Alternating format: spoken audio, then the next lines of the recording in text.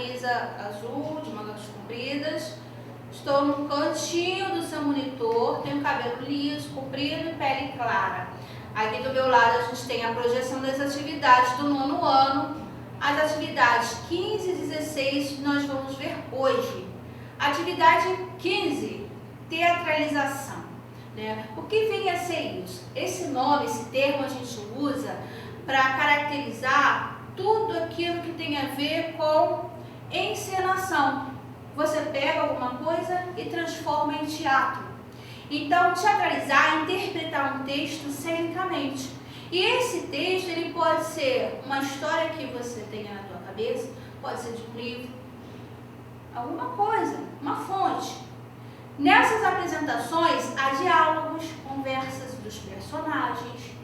No decorrer da história, há partes conflitantes, tem aquela parte da tensão, da emoção, aquele drama entre os personagens. O que é teatralizar? Quando você é muito pequeno, aí você está na pirraça, faz pirraça, faz draminha, teatrinho para a mamãe. Sabe aquela coisinha que a criança encena para chamar a atenção? Ela pega o fato e se expressa de uma forma um pouco exagerada. Ela teatraliza aquilo. Sabe quando você está com seus amigos e você quer contar uma história e você levanta da cadeira, não porque ele pegou, aí você faz o gesto de pegar, pegou a cadeira e jogou, aí você faz o gesto de jogar. Isso é teatralizar. É colocar essas emoções, expressar através do seu corpo, criar falas, dramatizar. Então, os textos podem ser clássicos da literatura, seja de livros, pode ser contos, lendas.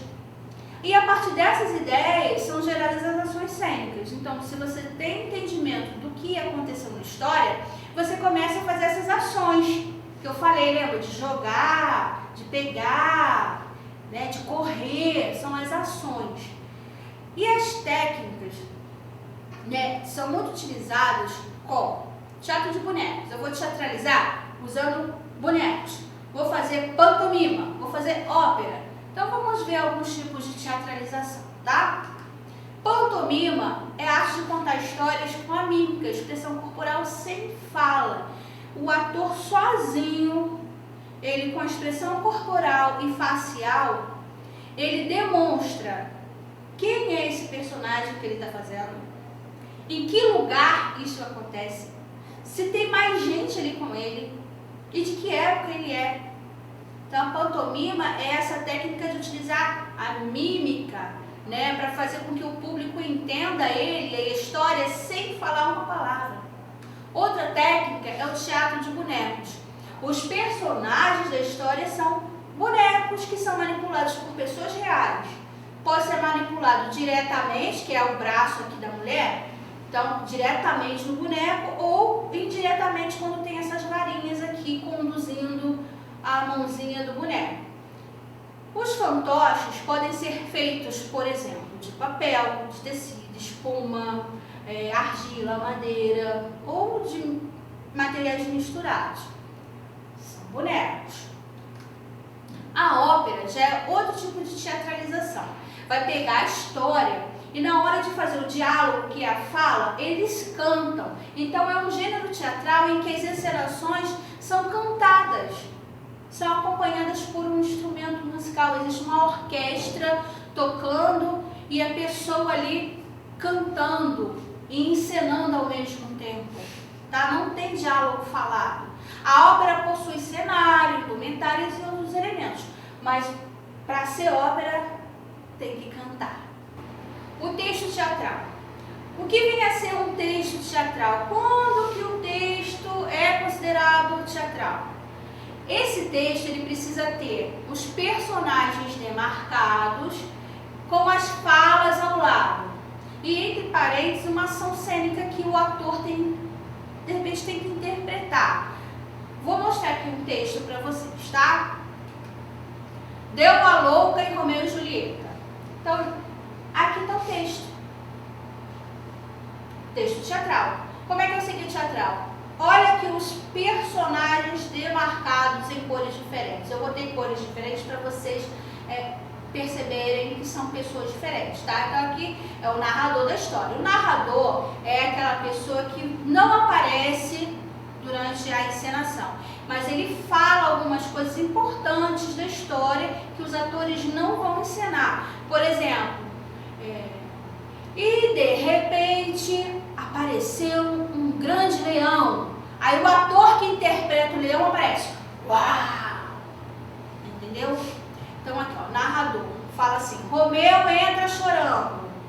Quando ele fala isso, o ator entra. Quem é o ator que entra? É o Romeu. Mas aí vem a fala de um outro personagem. Então a gente já tem na cena o Romeu e o Montecchio. São dois atores na cena. Aí o Montecchio fala: Romeu, ó Romeu, está chorando.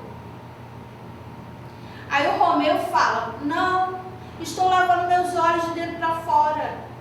E aqui é a ação cênica, está falando que ele tem que estar bravo. Então como que o Romeu vai estar falando?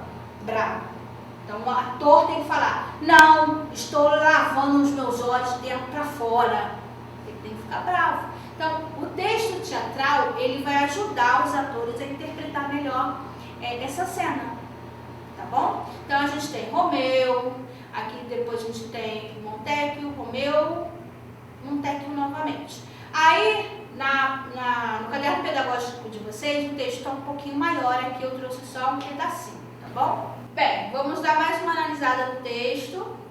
Vamos lá. Então aqui a gente tem o narrador que falou: Romeu entra chorando, mas é em voz alta. Então o narrador tem que falar alto. Aqui, entre parênteses, é como esse narrador tem que falar.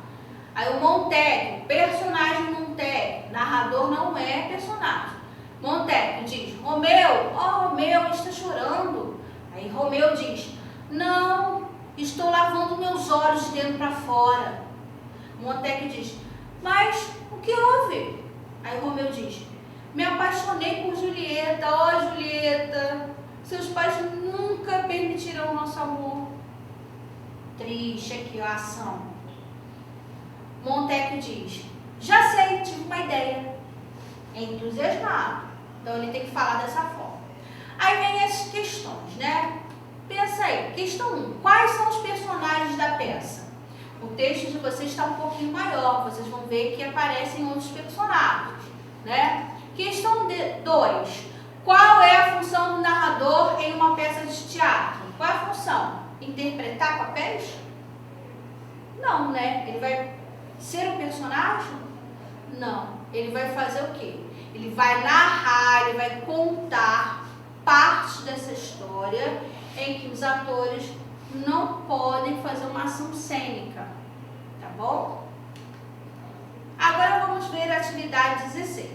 A arte de Oswald Boelt. Foi um grande artista e professor, morou na Suíça, no Pará, no Rio de Janeiro. Foi ilustrador, ou seja, fazia desenhos para revistas. Também fazia ilustração para livros da literatura mesmo. Enfim, e outros tipos de obras com ilustrações. Em 1923, ele conheceu o Ricardo Bampi, que o iniciou na xilogravura. Então, o Ricardo foi a pessoa que ajudou ele a compreender a técnica da gravura, xilogravura mais especificamente.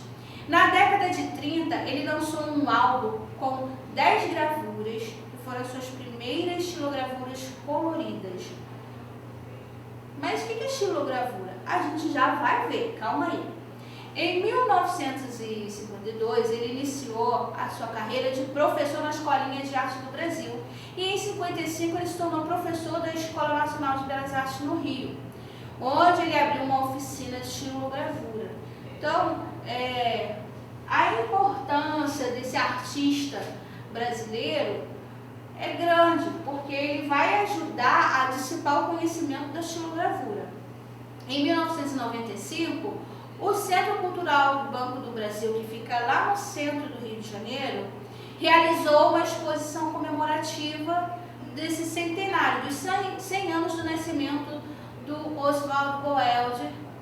E é bem legal, né, você pegar um artista brasileiro e fazer uma homenagem com essas exposições, porque é uma galeria de exposições. Então, foi bem interessante essa atividade do Banco do Brasil. Aqui a gente tem a imagem do Oswaldo Boeldi produzindo, né? A foto dele com instrumento e materiais na mão, fazendo a atividade. E aqui a gente tem algumas das obras dele. Então, o que é uma xilogravura, né? Que efeito visual que é diferente, parece pintura, mas tem características diferentes. Qual é a característica? Na xilogravura, o artista ele produz a imagem num bloco de madeira. Então, ele tem uma tábua onde ele desenhou, ele vai pegar um instrumento que corta, parece um formão, vai cavando a madeira. Então, ele vai fazer sulcos na madeira. Depois ele passa tinta ali em cima daquela superfície e faz tipo um carimbo num papel ou no tecido, e aí vai sair essa imagem. Então, a maioria dos xilogravuristas utilizavam preto na hora de imprimir, mas ele tinha uma característica interessante de utilizar algumas cores, como é o caso dessa segunda imagem. Então, a gente vê um contraste fortíssimo de preto e branco. Então, é muito importante que nessa técnica o artista saiba utilizar a questão da sombra, luz e sombra. Áreas iluminadas são mais cavadas na madeira e, portanto, ficam brancas na hora de imprimir. Áreas mais escuras, a pessoa não cava a madeira, então na hora de imprimir fica aquilo preto. Então, é um jogo de contraste forte de luz e sombra. E aqui na segunda imagem a gente vê ali um detalhe em vermelho, que já pode ter uma simbologia, a cor significando alguma coisa a mais. Primeira imagem, né? Do que fala essa imagem?